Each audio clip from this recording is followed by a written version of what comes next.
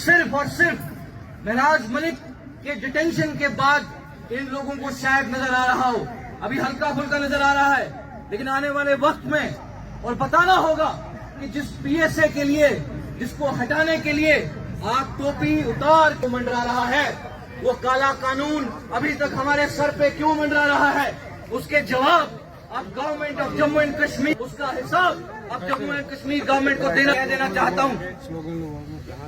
उन ताकतों से मैं ये क्या देना चाहता हूँ कि आंधियां बन के चिरागों को बुझाने वालों, आंधियां बन के चिरागों को बुझाने वालों, तुम कहां जाओगे? तुम अंधेरा हो जाएगा, तुम चिराग बुझा दोगे तो फिर तुम कहां जाओगे? तुम कहां जाओगे? तुम किस रास्ते जाओगे? एक दिन तुम्हारे घरों तक ये अंधेरा पहुंचेगा। अधिकारी से जब कोई दिक्कत हो जाएगी या कोई बहस मुबाहिसा हो जाएगा तो तुमको पीएसए में डिटेन कर दिया जाएगा। एक छोटी सी बहस को लेकर तुमको पीएसए लगा दिया जाएगा। अपना हक मांगने के लिए तुमको पीएस लगा दिया जाएगा। इवन मीडिया पर जो है वो कर्ब लगाने की कोशिश की गई। ये हम सब देख रहे हैं, ये हालात हमारे सामने हैं।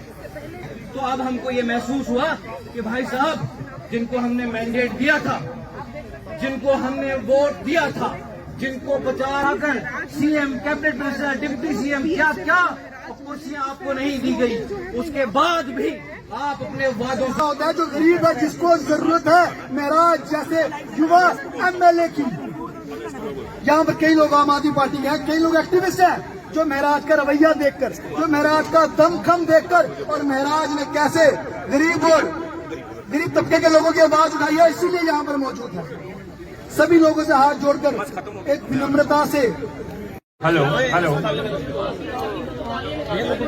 साथियों, आम आदमी पार्टी के व रियासत जम्मू व कश्मीर के दूर दूर इलाकों से आए हुए सोशल एक्टिविस्ट और इस देश के कानून के अंदर यकीन रखने वाले लोग, आप सारे लोगों को बहुत बहुत मुबारकबाद है कि आज जिस तरह से अपनी जानों की कुर्बानियां देके इस देश का कानून इसलिए बनाया था कि एक गरीब की आवाज में भी उतनी ताकत होगी जितनी एक डोडा के डीएम साहब की आवाज में ताकत होगी। लेकिन आज उल्टा हो रहा है। देखिए, मैं आम आदमी पार्टी का सदस्य नहीं हूं, आप सारे लोग जानते हैं, लेकिन हमने जिस दिन से भाई महराज मलिक साहब को गिरफ्तार किया है, हमने आवाज उठाना शुरू की। क्यों आवाज उठाना शुरू की? क्योंकि महराज मलिक साहब एक गरीब की बात करते थे, उस औरत की बात करते थे जिसके पास कोई नहीं पहुंचता था, उस बुजुर्ग की बात करते थे जिसके पास पूरा राशन भी नहीं है। मेरी आपसे सबमिशन ये है, इस बात को समझिए। ये मैं एक चीज आप साथियों के बीच में क्लियर कर देना चाहता हूं, एक चीज क्लियर, और मीडिया के साथियों के जरिए पूरी स्टेट में, मैं एक एक्टिविस्ट हूं, आप जानते हैं। कभी परवेज का कत्ल होता है, हम खड़े हो जाते हैं। कभी कश्मीर में किसी को मारा जाता है, हम खड़े हो जाते हैं।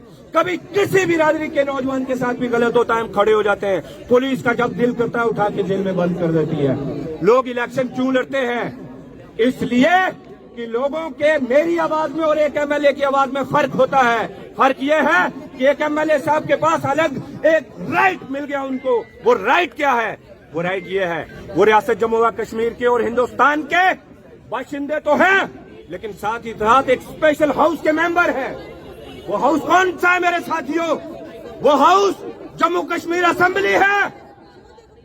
और अगर पुलिस को या किसी एजेंसी को किसी चुने हुए नुमाइंदे को उठाना होता है तो सबसे पहले गार्डियन ऑफ द हाउस से परमिशन लेनी होती है।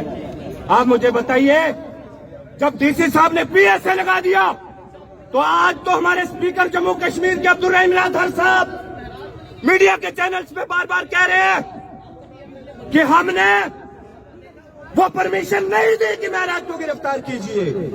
फिर किसके इशारे पे डीसी साहब काम कर रहे हैं? यह सोचने वाली बात है। मैं आपको बताना चाहता हूं साथियों, आज अभी भी 6-7 दिन का वक्त हमारे पास है। मैं यहां इस पीसफुल प्रोटेस्ट से ये पैगाम देना चाहता हूं तमाम एक्टिविस्ट जम्मू कश्मीर की तरफ से, जनाब उमर अब्दुल्ला साहब जो हमारे सीएम है उनको, कि आपके पास स्पेशल सेशन बुलाने का वक्त अभी भी है। 12 दिन के अंदर अंदर एक सेशन बुला लीजिए और रेजोल्यूशन पास करिए اور اس کے بعد ہوم منسٹر صاحب، ایل جی صاحب اور جتنے بھی چیف جسٹس آف انڈیا اور chief justice of Jammu and Kashmir and Ladakh کو سونپیے کہ مہراج ملک صاحب پہ کیس پروسیڈنگ نہ ہو، ان کو پروسیڈنگ کے بغیر رہا کیا جائے. یہ ہماری پہلی ڈیمانڈ ہے. اور دوسری ڈیمانڈ یہ ہے کہ شیخ محمد عبداللہ صاحب کے مرحوم کے وقت میں یہاں پہ پی ایس اے آیا تھا جنگلات کے کٹاؤ اسمگلنگ کو بچانے کے لیے. اس کے بعد